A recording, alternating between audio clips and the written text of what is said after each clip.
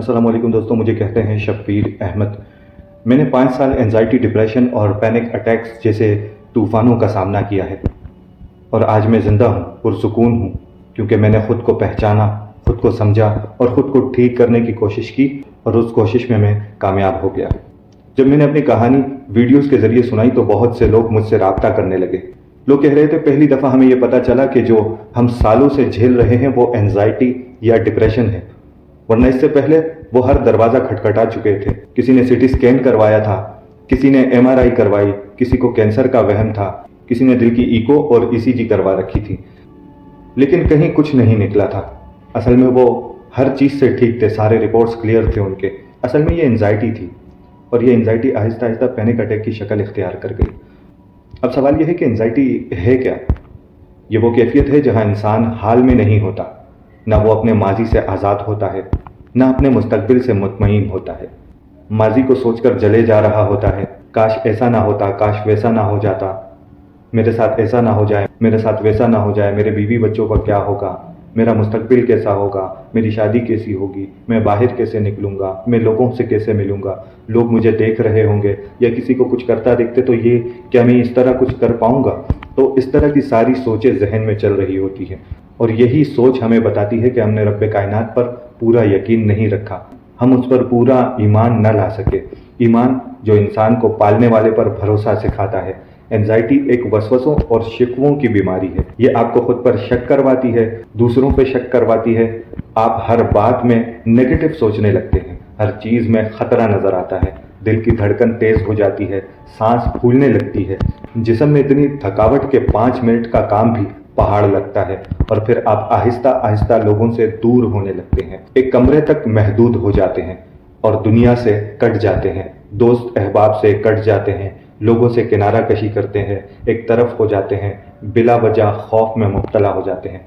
फिर जब कोई भी फिजिकल फीलिंग्स आती हैं तो आपका जहन फ़ौरन ख़तरा महसूस करता है। वो ख़तरा जब हम किसी शेर के सामने चले जाएं या कोई ट्रक हमारे सामने से अचानक से गुजर जाए या कहीं बिल्डिंग से गिरने का खौफ, इस तरह का खौफ हमारे अंदर समा जाता है और ऐसे हो जाते हैं कि अगर सर दर्द हो तो कहते हैं कहीं ब्रेन ट्यूमर तो नहीं, और पेशाब ज़्यादा आ रहा है तो समझते हैं गुर्दे फेल हो रहे हैं या गुर्दों में कोई मसला है।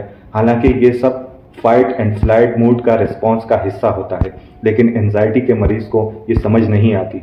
इसलिए सेल्फ टॉक बहुत ज़रूरी है। अपने आप से कहना, मैं वक्त से पहले कुछ नहीं जान सकता, मेरा रब मेरे साथ है, जो होना है वो अच्छा ही होगा और जो हो रहा है वो सीखने के लिए है, उससे मैं सीखूंगा, अपने आप को ट्रेन करूंगा और अपने आप को बेहतर बनाऊंगा। कुरान कहता है, ए ईमान वालों, ईमान लेकर आओ, क्योंकि ईमान वसवसे और शक की नफ़ी करता है। जितना जितना ईमान पुख्ता होता है उतना ही वसवसे कमज़ोर हो जाते हैं। लेकिन अगर हम नेगेटिव सोचों को बार बार दिमाग में दोहराएंगे तो वो ख्याल एक मुस्तकबिल तकिया कलाम बन जाएगा और वो हम सारी उम्र अपने साथ दोहराते रहेंगे, जो दिमाग छोड़ने को तैयार नहीं होता।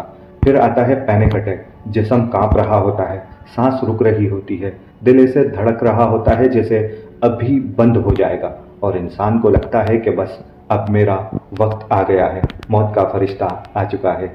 लेकिन वो लम्हा गुजर जाता है और फिर एक सवाल रह जाता है, क्या मैं हमेशा ऐसा ही रहूँगा? और मेरा जवाब है नहीं, आप ऐसे बिल्कुल नहीं रहेंगे। मैं 5 साल तक इन सब मरहलों से गुजरा, लेकिन मैं ठीक हो गया क्योंकि मैंने खुद को समझा, अपने जिस्म की बात सुनी, अपने जहन को सिखाया कि ये मसला वक्ती है और इससे मैं निकल जाऊंगा, और अपने रब पर भरोसा किया और लाइफस्टाइल को चेंज किया। खाने में एहतियात की, ज़्यादा मसाले वाली चीज़ें खाना बंद कर दी और वॉक करता था, सुबह एक्सरसाइज करता था, हर खाने के बाद 15 से 20 मिनट वॉक करता था, जल्दी सोता था, जल्दी उठता था, अपने आप को रिलैक्स करता था, कामों में मसरूफ़ रखता था, अल्लाह से टूट के दुआएं करता था। तो अल्लाह ने मुझे इन सब से निकाला। अगर मैं एंजाइटी से बाहर निकल सकता हूँ तो तुम क्यों नहीं निकल सकते? ये ख़त्म हो सकती है, बस पहला कदम आपने उठाना है।